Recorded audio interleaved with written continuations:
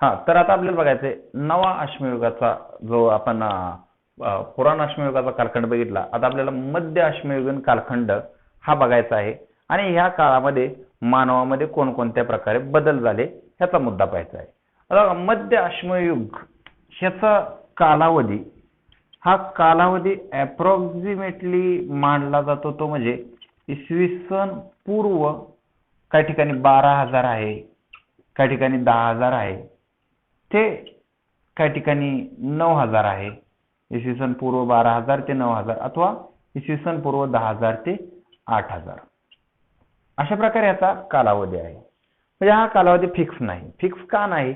का तर याच्या दोन्हीच्या संक्रमणातला काळ आहे. म्हणजे कुठल्या पुराण अश्मयुग आणि नव अश्मयुग ह्याच्या मधला जो काळ होता त्याला आपण मध्य अश्मयुगीन कालखंड असं आपण म्हणतो. आता बघा, हा जरा याचा कालावधी. आता याचं जर क्षेत्र पाहिलं आपण की क्षेत्र भारतामध्ये मध्य अश्मयुगाचे क्षेत्र कोणकोणतं आहे, तर इथे ही गोष्ट लक्षात ठेवा, गंगा आणि सिंधू नदीचा मैदानी प्रदेश तसेच आसाम मधील जो पहाडी भाग आपण ज्याला म्हणतो हा वगळता संपूर्ण भारतात थोडे थोडे अवशेष मध्य अश्मयुगाचे आपल्याला पाहायला मिळतात. कोणता? गंगा सिंधूचा मैदानी प्रदेश वगळता आणि आसाम अरुणाचल प्रदेश त्या भागातील जो पहाडी एरिया आहे तो वगळता सर्वत्र भारतामध्ये ह्याचे अवशेष पाहायला मिळालेले आहेत. जास्तीत जास्त अवशेष कुठं पाहायला मिळालेले बघा, मध्य प्रदेश. मध्य प्रदेशमध्ये आदमगड आहे, त्यानंतर भीमबेटका, इथं आपल्याला त्याचं पेंटिंग वगैरे पाहायला मिळतं. आदमगड या ठिकाणी पण पेंटिंग पाहायला मिळतं. त्यानंतर राजस्थानमध्ये बागोर या ठिकाणी, त्यानंतर राजस्थानच्या बागोरच्या आसपास चित्तोडगड वगैरे त्या भागामध्ये आपल्याला हे पाहायला मिळतं. त्यानंतर गुजरातमध्ये जर आपण पाहायला गेलं तर साबरमती नदीच्या बाजूला याचे अवशेष पाहायला मिळालेले आहेत. त्यानंतर दक्षिणेकड उत्तरेकडे काश्मीरमध्ये पहलगाम ह्या ठिकाणी सुद्धा याचे अवशेष पाहायला मिळालेले आहेत.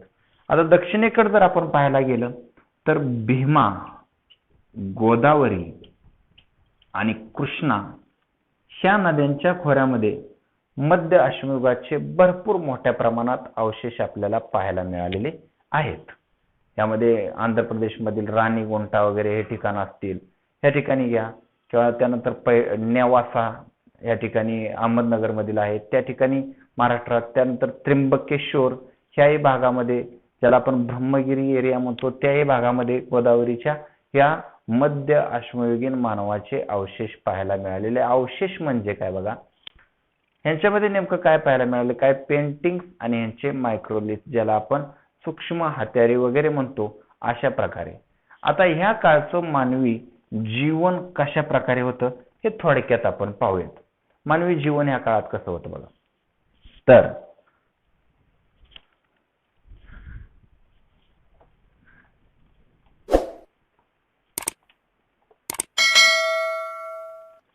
ह्याच्या जीवनाचा अभ्यास करता पहिलं पृथ्वीवरचं वातावरण कसं होतं. पृथ्वी आता गरम बनायला लागलेली होती आणि पृथ्वी गरम बनायला लागल्यामुळे आजच्या सारखी पृथ्वीची अवस्था तयार व्हायला लागलेली होती, ज्याच्यामुळं माणसाचे जे रिप्रोडक्शनला हे वातावरण खूप चांगल्या प्रकारे मिळालेलं होतं आणि मानवाची लोकसंख्या ही झपाट्यानं त्या ठिकाणी वाढायला सुरुवात झाली होती.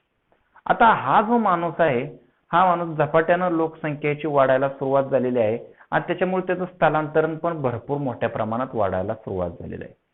आता ह्या काळात विशेष असं काय शोधलं किंवा काय अस्तित्व आहे अशी काय उदाहरणं नाहीत, परंतु भीमबेटका आणि आदमगड मधल्या काय पेंटिंग्स वरून त्याचे सामाजिक जीवनाचा अंदाज येतो. सामाजिक जीवनाचा अंदाज घेण्यासाठी कशाचा वापर केलाय, भीमबेटका आणि आदमगड मधील काय पेंट्स.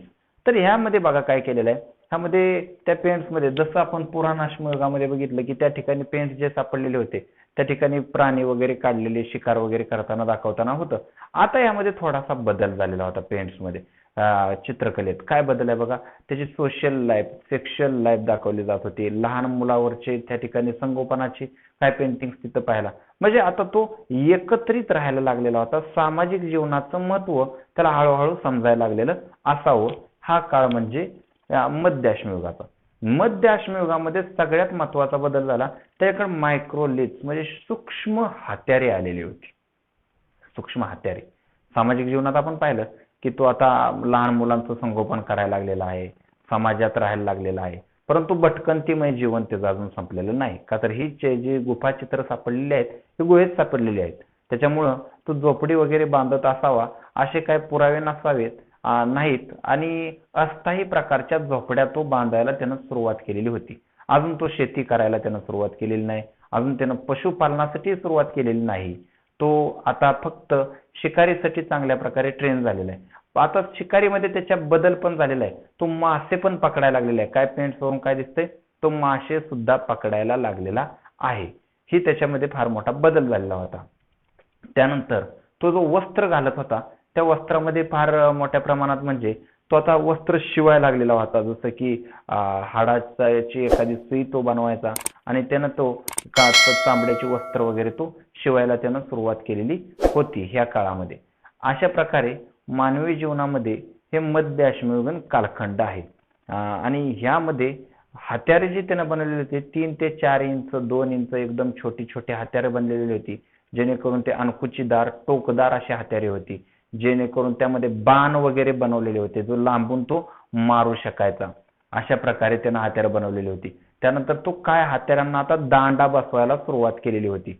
पूर्वी दगडाचे जर एखादी कुऱ्हाड बनवली तर त्याला दांडा हा प्रकार नसायचा. आता तो त्याला दांडाही बसवायला लागलेला होता आणि कुऱ्हाडीची साईज छोटी केलेली होती एक्झॅक्ट जिथं वार करायचा आहे ते.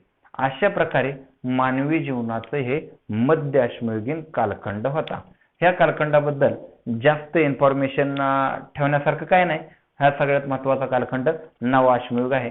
नवा अश्मयुगीन कालखंड मानवी जीवनाचा कसा होता हे आता आपल्याला पाहायचं आहे.